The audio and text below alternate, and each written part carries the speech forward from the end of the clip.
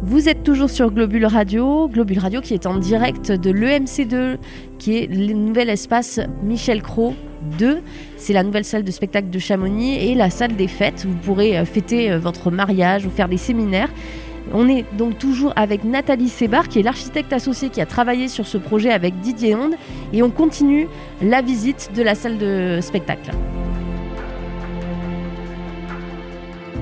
On est toujours avec l'architecte du projet associé, voilà. L'architecte associé. Et l'architecte mandataire qui est Didier Onde, qui est architecte et scénographe. Voilà. Et avec vous, on va continuer la visite. Voilà. Alors vous me disiez, on sort de la salle. On sort de la salle donc par le côté cœur. Hop. Voilà, et on se retrouve dans un couloir dans lequel on va retrouver la structure du rez-de-chaussée de la boîte dans la boîte, donc qui est en béton qu'on a laissé volontairement brute. Ça fait là aussi référence à l'architecture initiale qu'on a trouvée de Roger Taillibert, l'architecture des années 70, tout en béton. Et puis bon, là on a des blocs sanitaires, toujours cette couleur un peu jaune, ocre, or. On est dans la représentation du théâtre et de la fête, des blocs sanitaires.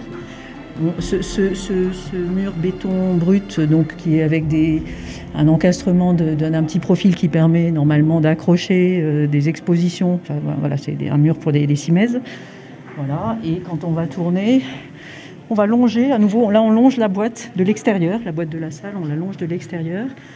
Donc la salle est un cube. On est dans l'emprise de cette voûte du bâtiment qui existait.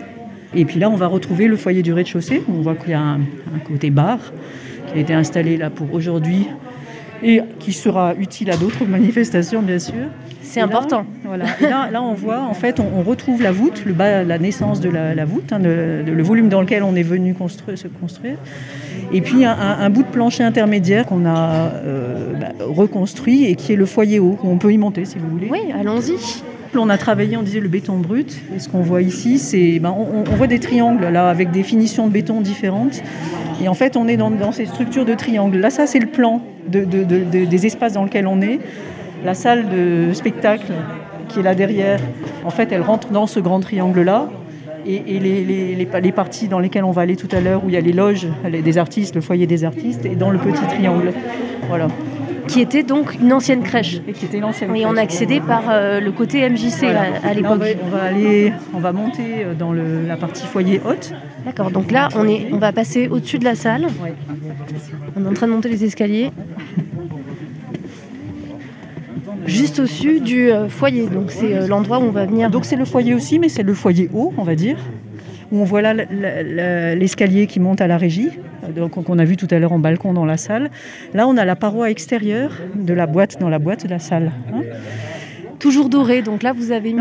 Voilà, c'est une maille en bronze dans laquelle on a donné un petit peu de mouvement pour que justement la lumière joue dans les reflets, qu'on soit dans des effets assez chatoyants et festifs. Voilà. Et qui questionne beaucoup de gens.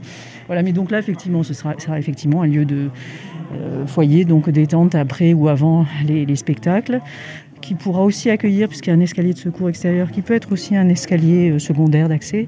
Ça pourra accueillir des expos, des présentations de livres, des signatures, des choses comme ça aussi. Voilà, il y a d'autres usages qui sont imaginés. Et donc là, on est sous une des voûtes du bâtiment originel. Voilà, ce qu'on appelle la voûte I, dans laquelle on a travaillé, qui est de même dimension que la voûte de la MJC qu'on connaît, qu'on voit là en face de nous. Voilà, donc du coup, on voit que nous ici, on a complètement vidé l'ensemble avec reconstitution d'un plancher pas très important et surtout la boîte dans laquelle on a la salle. Voilà. Bon, évidemment, les façades ont été complètement retravaillées au niveau thermique, au niveau de la lumière, etc.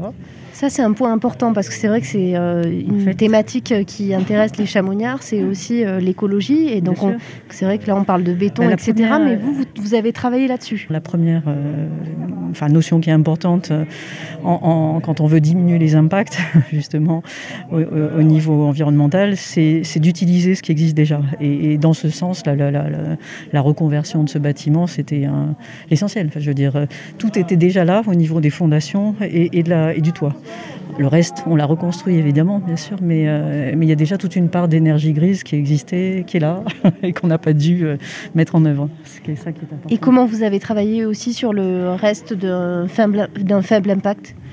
En retravaillant sur de l'inertie, sur certains systèmes qui sont... on est quand même dans des systèmes relativement compliqués malgré tout, puisqu'on est sur des établissements qui peuvent accueillir beaucoup de monde, où on a besoin de gros volumes de renouvellement d'air. Donc on a quand même on a travaillé sur des systèmes qui sont le moins énergivores possible, mais malgré tout, on sait qu'on a des gros besoins. Voilà.